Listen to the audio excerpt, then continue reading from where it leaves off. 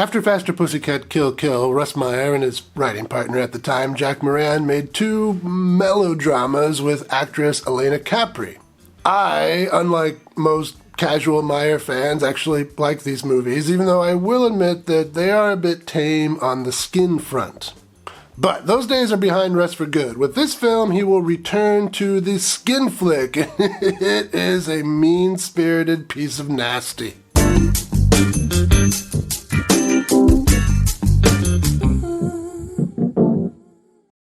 Welcome to Exploitation Reviews, and me, Rob, and today I'm taking a look at Finders Keepers, Lovers Weepers from 1968. This is a lesser-known Russ Meyer film. It comes in that awkward period between Faster Pussycat Kill Kill and Vixen. And while it does have those moments that remind us that it is in fact a Russ Meyer film, it is a bit of an oddball even in Russ Meyer's filmography. So let's check it out. Well, we open immediately on some stuff I can't show you. A topless dancer in the desert, and then a topless dancer in a bar. It's pretty nice, but I can't show you. Then the music gets more sinister, and this car pulls up. Guns, knives, these boys are up to no good. They make their way into the establishment and sit at the bar. The drink labels become our credits. That's pretty cool. One of the guys makes a call, sounds like they plan to rob the place. And then the owner of this fine establishment, Paul, he gets a call. The lady on the other end promises she's got something special for him. Despite being married, Paul ain't about to say no to that. His wife, you see, is not interested in cooking for him anymore, so he eats out a lot. On tonight's menu is a former Amish girl who likes hairless men. Paul is happy to play along with her bald desires. Russ apparently liked this scene a lot. Okay, so once Paul is suitably hairless for his new Amish friend, things progress into stuff I can't show you. Too bad, because it is pretty funny.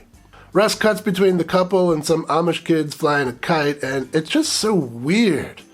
I mean, trains going into tunnels and oil fields are standard images, but Amish kite flyers? That's a Russ Meyer film, baby. Paul does eventually make it home, though. He tries to patch things up with his old lady, Kelly, but somehow she suspects that he's been out. Again.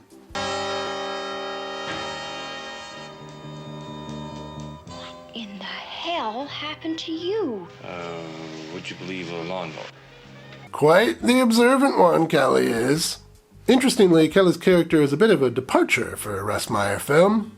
Typically, the women in Russ Meyer films are strong and insatiable, and it's the men who are these weaklings who can't keep their women satisfied.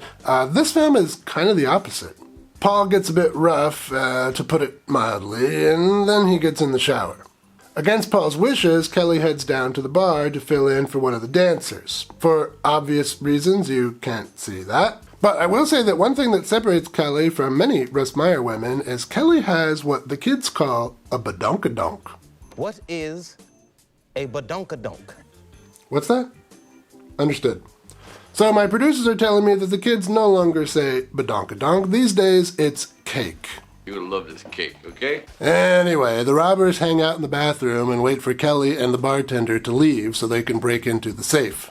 This bartender is desperate for a piece of Kelly's cake, and he even convinces her to go over to his place for a swim. Meanwhile, Paul wakes up and wonders where Kelly has got off to. The bartender's pool, it turns out. But Paul doesn't know that, and I can't show you that.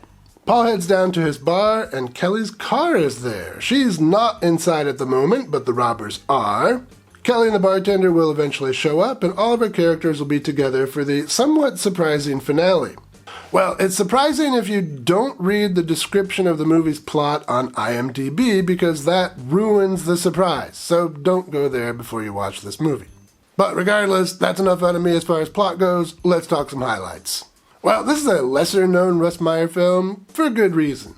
It doesn't really feel much like a Russ film. The plot is mostly pushed along by the men, not the women, and the women aren't the strong, insatiable types we're used to. But it's still competently made, the plot clips along at a good pace, the characters are all suitably fleshed out, and unlike his previous few films, the women get their flesh out, and that's pretty nice. These are all good things, of course, but the film just kind of feels like Russ was hired to make somebody else's movie in his style. That's not what happened, but it just kind of feels that way. Another highlight, of course, like I mentioned before, this film marks Russ's return to the skin flick. There is a lot of nudity in this thing. A lot. And it's filmed in that Russ Meyer way, so it looks very good. But despite all that, like a bartender desperate for a piece of cake, this film has some shortcomings. Well, this is a rather mean-spirited, slimy little movie. There's not a single likable character in this whole thing. Paul is a womanizer who doesn't take no for an answer. His employee is trying to eat his wife's cake. His wife is standoffish and unwilling to work on the relationship, and a cheater herself. And then we got the robbers who do stuff I won't spoil. Everyone in this movie is a terrible person. Beyond that, the photography is kind of lacking compared to most of Russ's filmography. It's mostly inside, a bar, a brothel, an apartment. Where are those beautiful and stark desert vistas? Where are the fast cars? Where are the rivers and lakes? Not in this movie.